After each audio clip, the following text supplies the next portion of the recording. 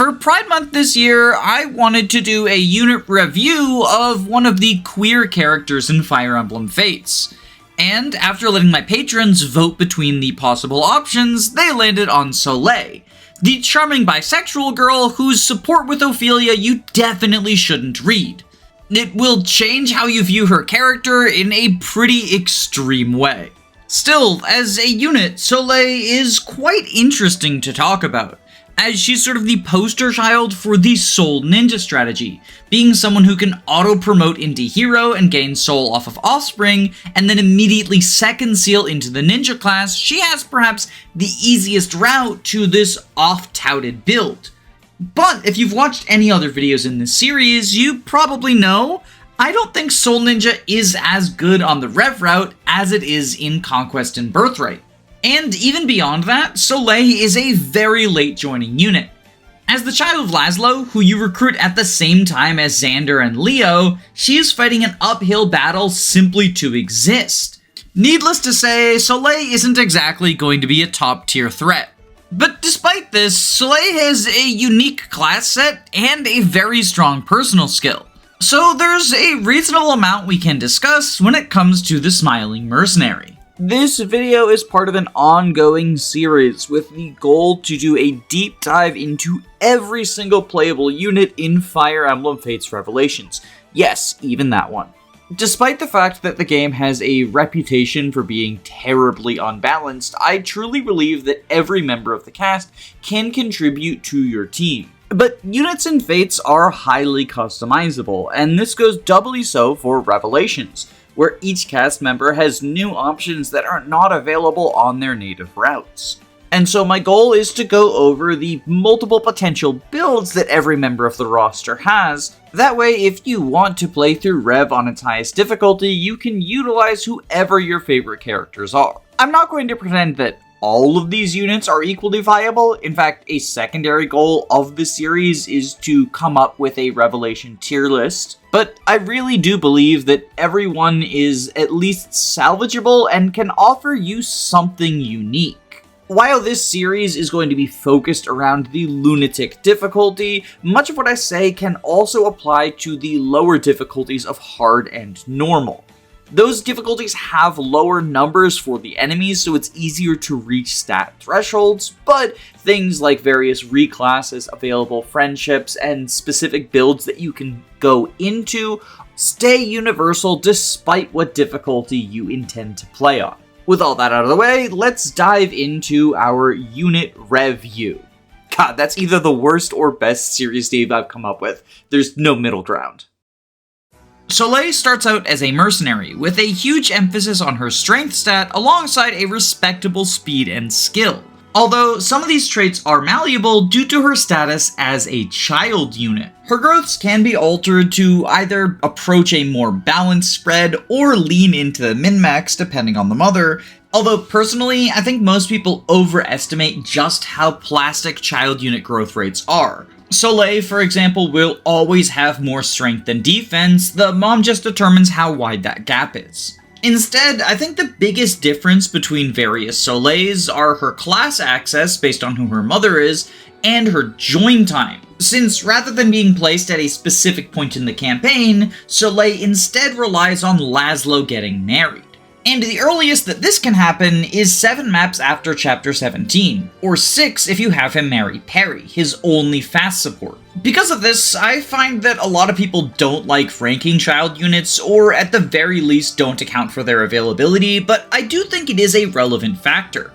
Since Soleil's dad is amongst the last people to join, she's going to be one of the last children you can potentially access, and Chapter 17 plus 7 is certainly a lot slower than Chapter 9 plus 7, which is where someone like Caldori or Midori would become available. However, it's important to bear in mind that saying 17 plus 7 doesn't necessarily mean Chapter 24. because every single map that you deploy Laszlo and his soon-to-be bride counts towards those 7 maps required in order to recruit Soleil, and that includes Laszlo's join map. This means that if you have invasions or child paralogs available, they can also count towards getting Laszlo hitched, and as a reminder, with Perry, this number gets reduced down to 6, so you can potentially get her even earlier, although that's not really flexible because it only works with one parent. If you're particularly good at Fate support routing, you probably have a few paralogs available by the time Laszlo joins,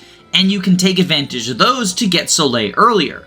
I tend to think that the average time of getting her is around chapter 21 or 22, but if you really want her to be a core member of your team, you can just save some paralogs to ensure you get her ASAP. And even then, this is working under the assumption that, like me, you disallow grinding maps. If you're the sort of player that is fine with grinding, or even just hacking in some seeds of trust, you can potentially pump out Soleil immediately. And since she's such a late joiner, if she's your favorite character, I would honestly recommend considering that, just because it's really the only way you can use her for a reasonable amount of time. Thus is the fate of children of late joining parents. Although Soleil is at least in a better boat than Mitama, Nina, and Ophelia, since Laszlo is a strong enough unit that sometimes you'll want to deploy him just for his own sake, whereas Azama, Odin, and Niles are all kind of a hassle to get the support points on if you want to use their children. In my opinion, the ideal chapter to recruit a child for is chapter 21 or 22. The reason for this is that in chapter 18, the children will auto-level to 20, but won't have an offspring seal in their inventory. And since gold is pretty tight at that point in Rev's campaign, it can feel like a hassle to buy a master seal for a kid that could have come with their own if you had just delayed by a chapter. But then in chapter 19, there's a huge deploy cut, so adding a new member to your roster feels counterintuitive. You could if you have a particularly defensively bulky child like Ignatius, because that is a very enemy phase heavy map, but in general, I tend to think it's best to delay until chapter 20, where they would auto-level to level 4, or 21, where they would auto-level to level 6. The upside to recruiting them as a level 4 unit is they're just around longer, and the more maps you exist for, the more you can contribute. But if you delay by just one map and get them to auto-level to 6, then someone can instant promote in order to gain a level 5 promoted skill.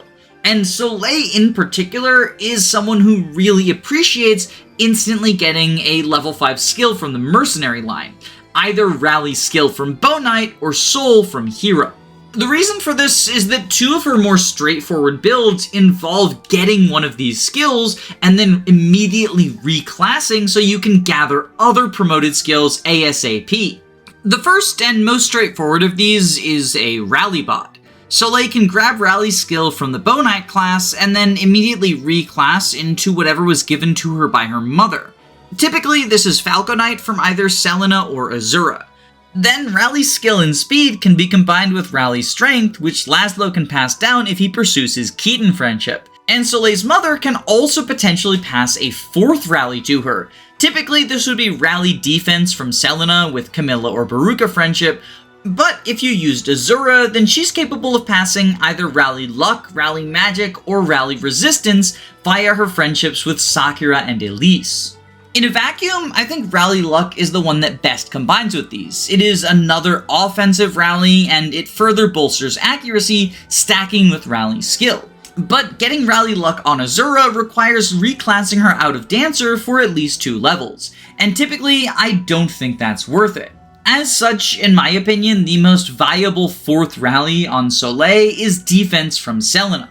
Although, if you really desperately want to add these Shrine Maiden rallies to your collection, Soleil does technically have Mitama friendship, but in my opinion, this is also not worth it. Not only does it mean pairing up Azama, who, as I mentioned earlier, isn't exactly a super valuable late game deploy, but after you recruit Mitama and Soleil, you then have to have them fight together for 5 maps so that you can get the friendship.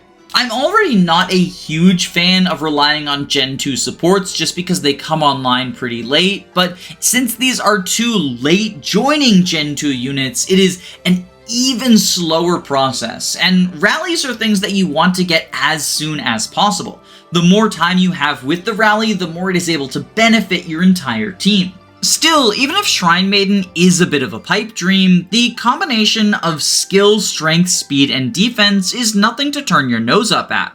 And while Rallybot definitely isn't the most glamorous job in the world, I think every Rev team really wants to have one. But while getting a single Rallybot is quite good, adding a second one to your army oftentimes isn't worth the seals and deployment slots. And thus is the fatal flaw with Rallybot Soleil. In order to work, she really needs to have Selena Mother, and if you're using Selena long enough for her to have a kid, then she has a pretty easy route to getting Rally's skill, strength, defense, and speed herself.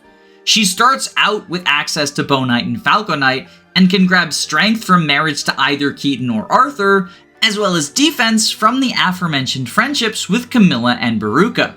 Heck, if you don't care about rally defense, then Laszlo also is able to get skill, speed, and strength, and these three rallies synergize with fancy footwork, making him a bit of a side grade from Soleil, losing out on the defense, but gaining fancy footwork for +5 strength and +5 speed instead of just +4 in each. But things might not be as dire as they seem for our problematic queen. The disadvantage Selena has over Soleil is she needs to get all of these rallies herself rather than through inheritance, so you need to spend quite a bit of time in promoted classes doing promoted combat, which is easier said than done. Selena doesn't exactly have the stats to excel as an instant promoted unit, but if you get unpromoted levels with her, then she's going to have a higher internal level, get less experience, and learn her rallies much later in the campaign. Assuming that we're not spending extra seals to get the unpromoted skills before promoting, Selena needs to hit level 14 to get all 4 of her rallies. 5 for the first one, 8 for the second, 11 for the third, and 14 for the fourth. Even instant promoting, that is a pretty tall ask. And thusly, she oftentimes won't have her full build online until near the end of the campaign. This is why I tend to prefer the Generation 2 Rallybots, since you only need to get each of their parents to promoted level 5, a much more attainable goal than promoted level 14. If both parents pass down a rally and you get a third one from the offspring seal, then that is already impressive enough. And oftentimes reclassing to pick up a fourth one is relatively trivial, and then you're good to go for the entire campaign. And that's kind of how Rallybot Soleil wants to function. Second generation Rallybots can also be somewhat more seal efficient, getting you a 2 for the price of 1 deal on a lot of rallies. Typically, if you're building a Gen 1 unit into a Rallybot, you have to spend 2 or 3 seals on them alone, and this investment only goes towards building a Rallybot. If Laszlo wants to get strength and speed, he's spending a partner seal and a friendship seal, and all those do is benefit Laszlo. But if you want to get rally defense on Soleil, then reclassing Selena to Wyvern can potentially benefit 2 units. Selena is a very good combat unit as a Wyvern since her stat spread really benefits the class line, and she picks up rally defense, which she doesn't care about, but Soleil does. Now, this same principle applies to basically any Gen 2 kid that wants to be a Rallybot. Percy and Shigure are the 2 that immediately come to mind for me, since they each get rallies through their offspring seal and come earlier than Soleil would. But if you have enough creativity and flexibility in your pairings, almost any Generation 2 unit can function as a good Rallybot. I've used Asuji a few times, and he doesn't even have any rallies in his base class set. As such, saying this is a child unit that can be a Rallybot is a little bit like saying this is water that is wet. Yeah, it's true, but it's also pretty obvious, and doesn't really give us much insight into Soleil's unique niches. For that, instead, we should turn to her alternate promotion, Hero. Hero's level 5 skill is Soul, which gives you a skill % proc chance to gain HP equal to half the damage you deal with each attack. While most chance-based skills are considered quite bad in Fates, Soul has a special spot due to its niche with the infinite 1-2 range weapons of tomes and shurikens, creating a build that the community usually refers to as Soul Ninja. Soul Ninja is a boon for anyone who can get it, but it's especially relevant for Soleil and her father Laszlo because they have the class set natively. They are the only two units to both get Mercenary and Ninja without any support chains. Thusly, they have the easiest access to Soul Ninja. This is one of the most powerful enemy phase builds you can have, although it is admittedly much stronger in the Birthright and Conquest routes than it is in Rev. Although, from my observation, there seems to be a large amount of misunderstanding around just how Soul Ninja works and why it is such a strong build. Because while you might expect something that relies on a proc skill to be RNG heavy, the ideal Soul Ninja typically is not something I would consider to be an unreliable strategy. Don't get me wrong, it doesn't have a 100% success rate, but if you've ever clicked the attack button while you have a 95% hit rate, then congratulations, you've taken an action that is less reliable than a properly built Soul Ninja. Because being a good Soul Ninja requires more than just getting the level 5 skill and reclassing into Master Ninja or Mechanist. I'm going to go over what makes a good Soul Ninja in relatively broad terms, and when I do bring up specific thresholds, I'm going to be focused on the Revelation route. So if you're interested in a more in-depth breakdown of this build, as well as a focus on the Conquest route, my friend Blue Luna has made a video that is to be a companion piece to this, and you should definitely check it out, as well as subscribe to their channel. The link will be below. In order to be an effective Soul Ninja, a unit has to have, first and foremost, high enough speed to double every enemy they will fight. The reason for this is that enemy phase units want to be paired up in order to take advantage of Guard Gauge.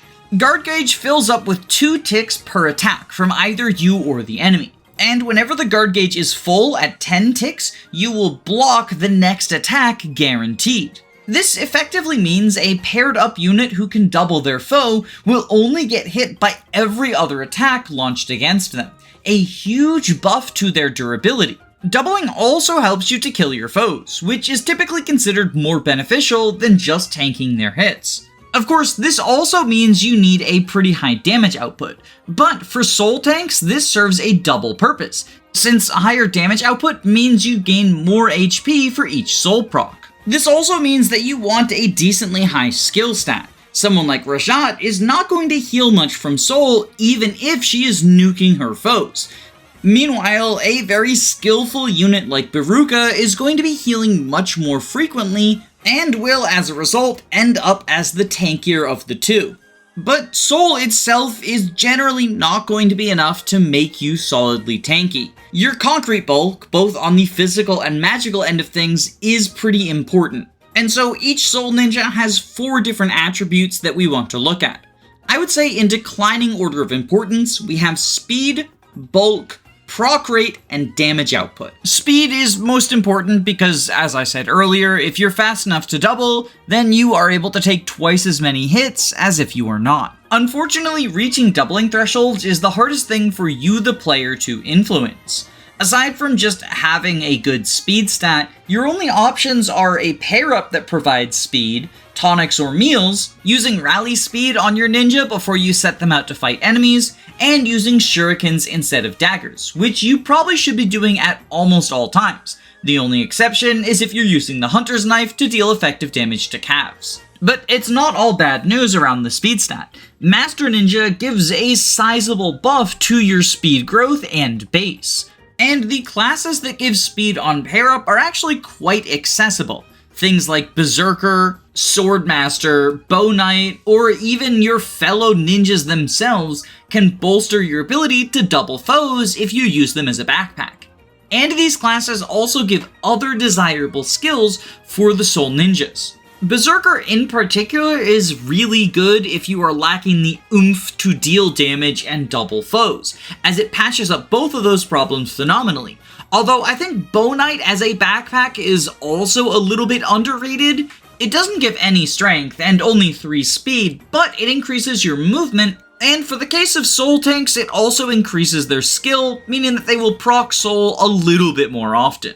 It's also worth noting that even on Rev's higher difficulties, despite the stat inflation, there are oftentimes some speed thresholds that are quite trivial to reach. If you're selective about what enemies you want to engage with and avoid the faster foes like Master Ninjas and Sword Masters, being a mid-speed unit is oftentimes just good enough. For example, on Chapter 18, you need 29 speed to double the Master Ninjas, something that is unlikely to be achieved at that point in the game. But the next speed threshold down is only 24 speed, a much more reasonable one, especially if you have a rally speed unit available. Similarly, in Chapter 21, the blue and red tile map, you can double every enemy except for the snipers and master ninjas with only 25 speed. But I think the best place for a mid-speed ninja to shine is Chapter 19, which is also my pick for the most enemy phase intensive map of the game. This map does feature some faster enemies like Sword Masters, Heroes, and Berserkers, but most of them are confined to the northern island, which you can take at a much more relaxed pace. Meanwhile, the southern island has a large number of mounted units which have very low speed thresholds. You can double the paladins with only 21 speed, for example, and even requiring 27 to double the berserkers is not a particularly tall ask. So while having a high enough speed to double all the foes you're going to take on is important, I also think that it's less difficult to achieve than you would imagine, especially if you're careful about which groups of foes you put your Soul Ninja in range of. Because you shouldn't just be blindly marching them forward and hoping that you get lucky with the RNG. Instead, I think the best way to utilize these characters is to actually run the numbers. Check how much damage they're taking, check how many foes they're doubling, and check how likely it is they're actually going to recover HP with Soul. This is why I find it incredibly important to actually have solid bulk as a Soul Ninja. Typically, I think the bare minimum you should aim for is getting 4 hit KO'd by the enemies, although obviously if you can get a higher threshold, that is better. If your unit gets killed in 4 rounds of combat, then you can fight 6 enemies with no risk of death since you are only taking every other attack in terms of damage from guard gauge. In this example, the 7th enemy will kill you unless you procced Soul to pull yourself out of death range. Since you fought 6 enemies and doubled all of them, you had 12 attempts to proc Soul.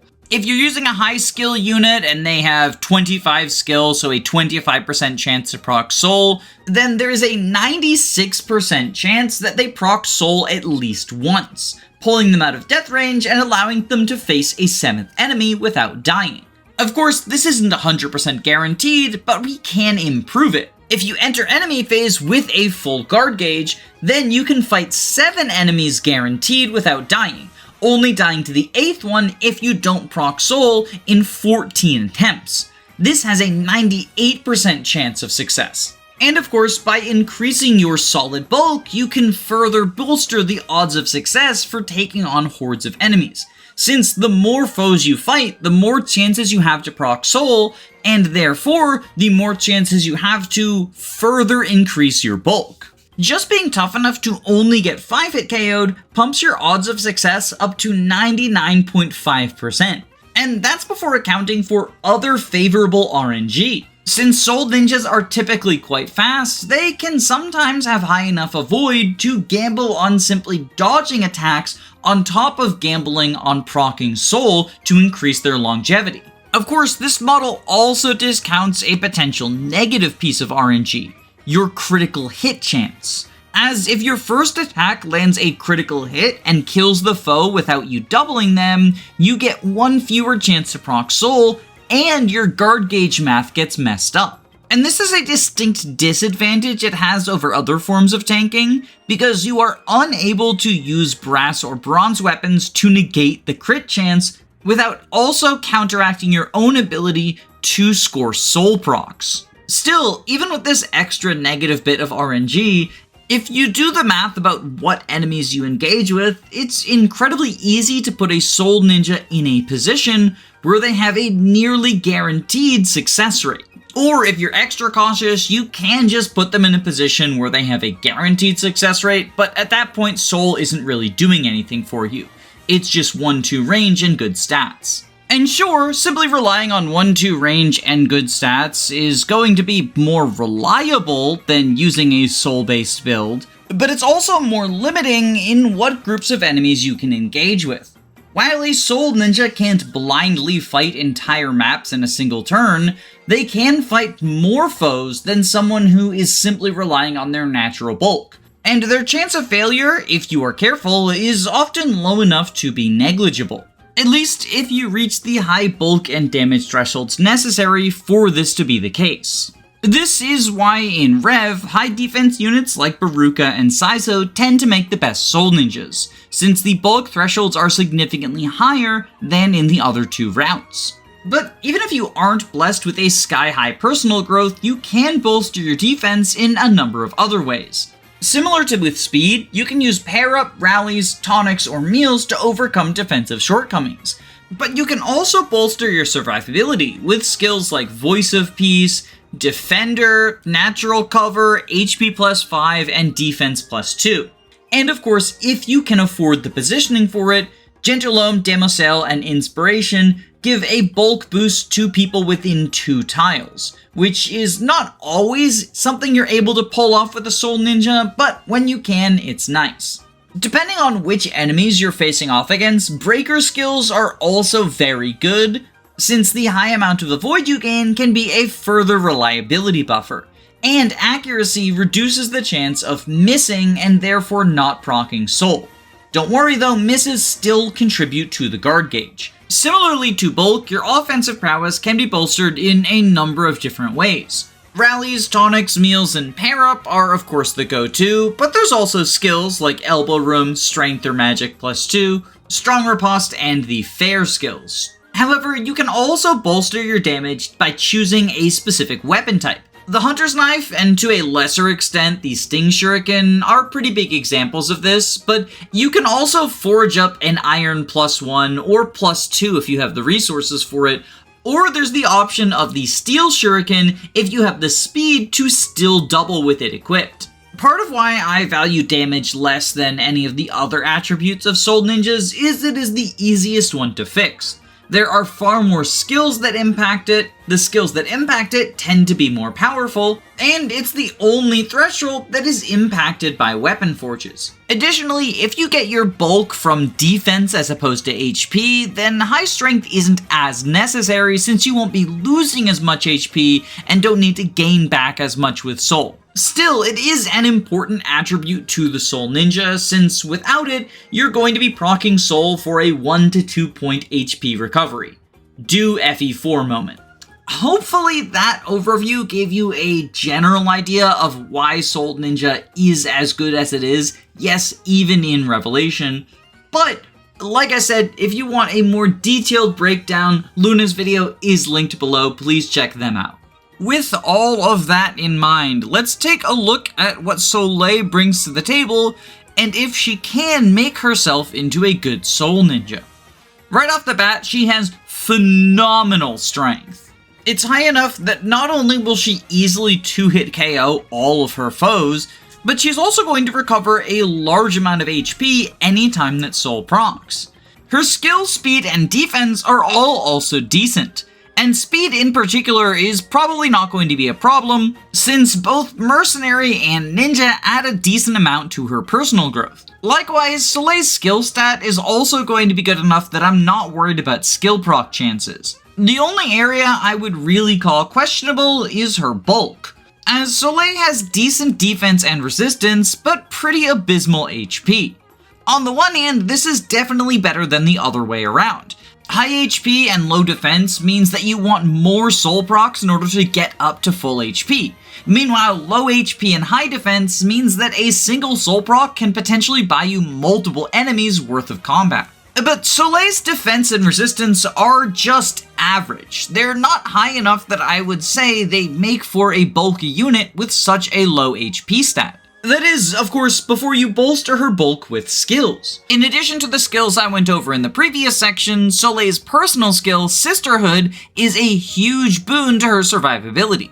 It requires that she be paired up with a female unit, but in exchange it gives her essentially 2 more strength, magic, defense, and res. Of course, this does require that Soleil's backup partner be female, but you have a couple of good options for this. In looking over Soleil's friendships, both Sophie and Nina stand out. Either of them can go Bow Knight, although Nina does it more easily, and Sophie has the option of being a Great Knight. Alternatively, you could have Soleil pair up with a Gen 1 female unit, specifically her mother. You get an automatic C support with both parents at the end of the paralogue.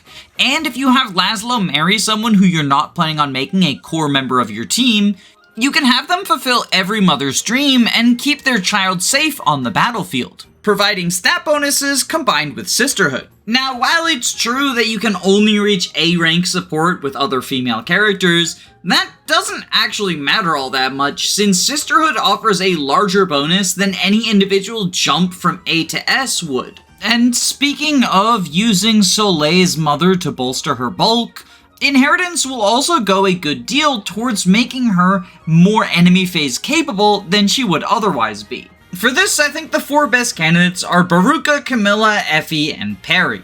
Camilla is always worth mentioning for Norian kids because she passes down incredibly good physical stats and can make basically any Gen 2 unit broken. However, in Soleil's case, I think this is a bit of favoritism that is perhaps unearned. Not only are there better Gen 2 kids to get Camilla's inheritance, but Camilla herself would prefer a marriage that gives her a more desirable class line than Mercenary. After all, she can get that just by lesbianing Selena. And much like in real life, lesbians finish their support change faster than straight couples. So it only takes 4 maps instead of 7 for Camilla to gain access to Mercenary this way. And don't get me wrong, a Camilla Soleil would be a very potent ninja, both because of incredible stats and access to Strength +2 or Trample in order to bolster her damage. And if you're going with the mother-daughter backpack idea, Wyvern Lord is pretty good for a Soul Ninja, providing desirable stat bonuses in strength and defense, as well as flight to navigate to an ideal spot for enemy phasing. Heck, even on turns where Soleil is in the front, if she inherits Lunge from her mother, then that gives her more maneuverability, similarly to if Camilla was in the front. But here's the thing, you can have a mother-daughter ninja wyvern duo without wasting Camilla marriage. Because Baruka Soleil is pretty darn good at the whole soul ninja thing too. As a mother, Baruka's main issues are that she cuts her daughter's speed and strength somewhat significantly. But in Soleil's case, these are not actually a huge deal. She has overkill strength to spare, so losing 10% on the growth is kind of trivial. Meanwhile, a lot of Soleil's speed comes from her native class of Mercenary, and thus her derived growth of 47% with Baruka Mom is only 3% lower than it would be without factoring in any parent. And as I mentioned earlier, a lot of the speed thresholds are much more trivial to reach than you would expect. In fact, Ninja Baruka herself can reach these thresholds quite easily. So her daughter, who is slightly slower than her, is going to have no trouble doing it either. Baruka also has access to a wide variety of skills that Soleil would appreciate inheriting. Strength +2, Lunge, and Trample are of course shared with Camilla, but HP +5 from Baruka's Heartseal class of fighter is also really relevant for Soleil, whose weak spot in her bulk tends to be the lower HP total. I know, it's a Fates unit, but even for Fates characters, Soleil's HP is kind of tragic. That being said, while Baruka is not as good as Camilla, she is still a very powerful unit, and it feels like a bit of a shame to devote her to pure backpack duty. So, if you want to take a lower tier unit and make them Soleil's mother and dedicated backpack, Effie and Perry will both do fine for the job. Surprisingly, Effie doesn't actually pass that much bulk, since she gets most of her defense growth from the Armor Knight class. So an Effie Soleil will definitely be less bulky than the other 3 options I suggested, but she does get a significant boon to her strength, speed, and skill to make up for it. Effie can also pass down defense +2 and backpack as a general in order to give the largest bulk boost you could get from a backpack. Similarly to Effie, Parry isn't passing down that much bulk. In fact, she will pass down even less than the Armor Knight does. But she can become a great Knight backpack, and she has a fast support with Laszlo, meaning that if you really want to get Soleil online as quickly as possible, she's the best way to do so. Plus, Elbow Room is a desirable skill to have as a Soul Ninja, and Parry has it for free. Selena also makes a pretty decent mother for Soleil, as she provides a good amount of defense in exchange for lowering Soleil's overkill strength. The biggest downside to a Selena mother is she doesn't really have any good skills to pass down to Soleil. But on that topic, let's take a look at potential skills for our Soul Ninja. Because one of the benefits of having access to both Ninja and Mercenary in her base kit is it gives Soleil a lot of flexibility when it comes to what additional skills she wants as a Soul Ninja. Since you will never need to do a support chain to either provide Ninja access or Soul access, in her Mother, Friendship, and Marriage in order to attain whatever skills you want. And there's a lot of cool options that synergize well with the Soul Ninja build. I already went over the large number of damage and bulk boosting skills, all of which Soleil has access to, but there's a few others that I think are worth highlighting as well. Ninja has Lock Touch access, and if you don't have anything better to be Soleil's 5th skill, it's good to have since you're always going to want 1 or 2 Lock Touch users on your team. Even if it's not primarily on Soleil's skill set, just equipping it on specific maps with chests can be a boon if you don't have anyone else to open them. Through Nina Friendship, Soleil can get movement +1, which is always a useful tool, regardless of what unit you have it on. More movement means more flexibility, and more flexibility lets a unit be more useful. Soleil can also access the Dark Mage skills either through her friendship with Ophelia or if Laszlo friendships Odin. Either way, Heartseeker, Lifeseeker, and Bowbreaker are all nice. Bowbreaker is just another breaker skill, always nice to have. Heartseeker might stand out as a little bit weird to have on your 1-2 range enemy phase sweeper, but I think it can be useful against the Duelist Blow Swordmasters who can make this build otherwise struggle. They will always be attacking you at 1 range, and they'll be at weapon triangle disadvantage. So between that and Heartseeker, you can almost fully negate the 30 avoid granted by Duelist Blow. And Lifetaker means that if you get damaged on enemy phase, you can heal up on player phase by initiating a kill, so that you're at full HP to enemy phase all over again. Since Soul Ninjas can often be deep behind enemy lines, it's not always easy to get a healer to them, so having Lifetaker access is just a nice option. Of course, Lifetaker isn't the only way to heal up without a staffer's assistance. Miracle from Shrine Maiden is acquirable through Soleil's Mitama Friendship, and this heals up to 20% every turn. It's not a full heal, but especially if your Soleil is proccing Soul enough times, it can be enough to top her off and make her more viable for the next turn. Miracle is also from Shrine Maiden, and I put this on here for completion's sake, but to be quite honest, it is a bit of a meme. The logic goes that you are gambling with your Soul Ninja's life anyway, so Miracle adds just yet another level of RNG on top of the Soul procs and dodges and whatnots. Although, I think you shouldn't be using a Soul Ninja in a way that leaves them exposed to such high risks of death that Miracle will ever come up. It is technically something you can do, so I wanted to mention it so that the comment section wouldn't. Although, I guess this means that I'm depriving the video of engagement, so, like, comment, subscribe? Hopefully that works. Regardless, let's talk about Samurai. That class line offers 2 skills that are very useful to a Soul Ninja, Vantage and Astra. Vantage ensures that if you are at 50% or lower, you will go first, even on enemy phase. This is a very useful defensive skill because it means against injured opponents, you have the potential of killing them prior to them being able to land a hit on you. But even against full HP enemies, Vantage is helpful. It builds your guard gauge, potentially blocking an extra attack, and gives extra opportunities to soul up above 50%, since you will only launch the Vantage attack if you are injured enough to potentially require healing. Astra is less straightforward, and in fact having it can be seen as a bit of a trade-off. It's another proc skill at half the frequency of Soul, and when it goes off, you will launch 5 attacks at half power instead of a single attack. This is usually enough to kill your foe, but it's also crucially enough to fill up your guard gauge. A full guard gauge means another attack you can take without any damage, so this is nice. The downside, however, is you cannot proc Soul and Astra in the same attack, and you can't even proc Soul on any of the Astra mini attacks. It is really either or.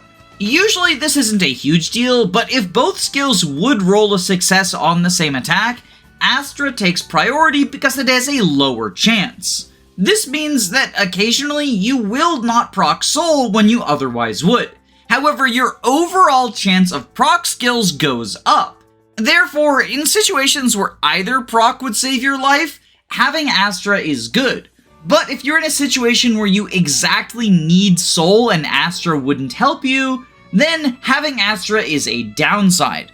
I think that more often than not, these two skills will interchangeably help out, but I definitely understand why some people don't like equipping Astra. Real quick though, I do want to clear up a misconception because there's some people who think that the way skill priority works means that every time you're proccing Astra, it would have been Soul instead of Astra otherwise. That's just not the case. The two skills do roll separately, it's just that sometimes, if they're both successful, Astra is going to take priority. Whether you're using just Vantage or Vantage and Astra, the Samurai skills are a huge boon to Soul Tank Soleil. The only downside is that her only method of acquiring them is by having Hana Mother, and Hana Mother will severely hamper her bulk potential. She can't pass down any useful bulk boosting skills, and on top of that, she's going to lower Soleil's defense and resistance, alongside not bolstering her HP growth whatsoever. That's why I didn't recommend Hana as one of Soul Ninja Soleil's mothers. But here's the thing. While having access to both Hero and Ninja on the same unit does tend to lean one towards Soul Ninja, this build might not actually be the best way for Soleil to be a contributor to your team. Because by leaning into Soleil's sky-high strength, you can make her a very effective glass cannon. You see, Bow Knight is an incredibly potent player phase class. Bows have the highest might and hit of all weapon types, and because they can attack uncountered, they are perfect for glass cannons like Soleil. Bow Knight itself has 8 move and very good stats. It's definitely worse off than either Sniper or Kinshi Knight, since Kinshi has flight and Sniper has better skill access, but being worse off than 2 of the strongest classes in the game isn't a terrible place to be. And the final few maps of Rev are all indoor maps, where flying doesn't matter anyway, at which point Bow Knight kind of just becomes a better version of Kinshi. And if we look at Soleil's mothers purely for providing high strength and speed, there are once again a few standouts. Hana, Effie, Charlotte, and Azura all provide very good offensive stats, and in this build, you don't really care about the trade-off of losing out on your defensive stats. Out of these 4, my personal preference is Azura, just because she provides Sky Knight to Laszlo, and that can help him in his rally build, but any of them will do. Heck, Mozu provides really good offensive stats for Soleil as well, and can even pass down one of the skills from Archer, although unfortunately she can't give her daughter access to this desirable class.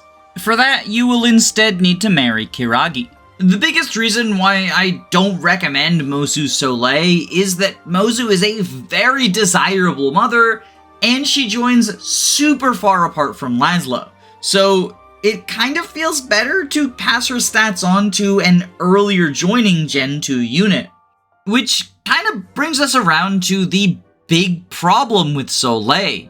she is just an incredibly late joining unit. Laszlo joining in Chapter 17 alongside Xander and Leo is bad enough, but needing to wait another 7 maps for Soleil, or 6 if you marry Perry, is just the death knell when it comes to availability. Sure, if you build her right, she'll be good when you have her, but how many maps are you actually going to have her for? There are only 27 main story chapters in Rev, and while you can get Soleil faster by chaining child paralogs, at most she'll likely be around for a quarter of the campaign, and oftentimes even less than that. And once you get her, she's good, but she's never going to be the best at whatever role you put her in. As a Rallybot, you can get other people sooner with better combinations.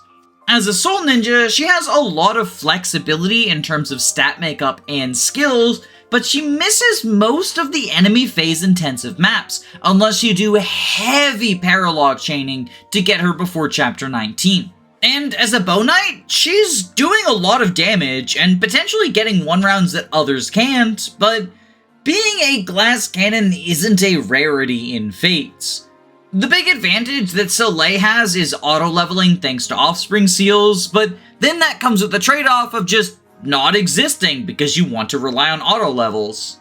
This isn't a bad performance, and I wouldn't even call it lackluster, it's just not standout. It's fine, she exists, and it's cool, but like, this is the game that hands you units like Fuga and Ryoma for free. It just takes a lot more than what Soleil is offering to impress me. And for that reason, I'm putting her in D tier. Depending on how the list fills out, I can potentially see her going in the bottom of C, but honestly, I struggle to justify it. She's just so unavailable. At the very least, unlike the other late joining kids, her father is a good enough unit that you can easily justify deploying him for the 7 requisite maps to get her conceived. In fact, I think Laszlo is a very good addition to any late game Rev squad. But that's a video for another day. As for today, I think it's time to thank my patrons. Thank you, Electric Giga, Erica Ford, YLO1, George Grenville the 7th PM, Jamie Collins, Arvis, Crispy Matthews, Flo Ahay, I Like Rattata, Henry Finn, Amy Hazel, Neas Costa, Faulty Videos, Lyra, Kyle Madison, Derek Williams, Just Riley, Anna Cabana, Some Trades, The Daily Fugel, Faye, Magic Bite, Sardonic Muse, Dysike, Chris, Root Beer Pants, Queen Elizam, Aerith Emblem, Controlled Aegis, Roman Cormancic, Nick Knack Hammersmack, Mike, Lepton, Bosnian Dave, SUP, Caius Cole, Heistiklop, Bree, Punchfighter Champion, Eggman, Maxine the Vampire Queen, Dragonac Lancer, Carrier is Left, Jill, Calamity Callie, Anon Wanderer, A Clever Username of Lies, Jackson McMahon, Saren Gurlixy, Tailored Muffin, Andu, Len, Carosa, Fyrant, Your Doctor, Frozen Helm, Girl Boss, Lizard Bongwater, Christopher Bueno, Marin McLean, Jaden, Reflect, Alan Provoste, Guigi555, Smaz Ruby, Zycrom, Robin D, Alenby, Hound Dogs, They Thumb, and especially my Jagans, Thick Molder, Adele, Alexander Roper, Siggy, Hypefish, and FM Towns. Collectively, you're the reason that I'm able to make these videos. And so words can't really express just how much I appreciate your support. If you're interested in getting your name on this list, there's a link to my Patreon below, and benefits include early video access, as well as the ability to vote on things that will impact the future of my channel, such as what unit I will review next. The next poll is currently up, so if you love democracy as much as I do, this would be a great time to join. But of course, please only donate if you can comfortably afford to do so. I don't want anyone going broke over Fire Emblem. Regardless of what you choose to do, I hope you have a wonderful day. Stay safe, gamers. Hey, so remember that poll I mentioned at the beginning of the video? Well, while I was in the process of editing this already recorded review, Forrest overtook Soleil. Meaning, technically, this video should have been about our favorite femboy. Because I didn't want to shelve a couple of weeks worth of work, I decided to still release the Soleil video for Pride, and the next review I'm going to have come out is the Forrest one. I will try my hardest to make sure it is a June video, but no promises. These videos are by far the most time-intensive ones that I do, so making another one with a quick turnaround is a pretty tall ask. Anyway, that's all I wanted to say. Bye for real now. Toodles!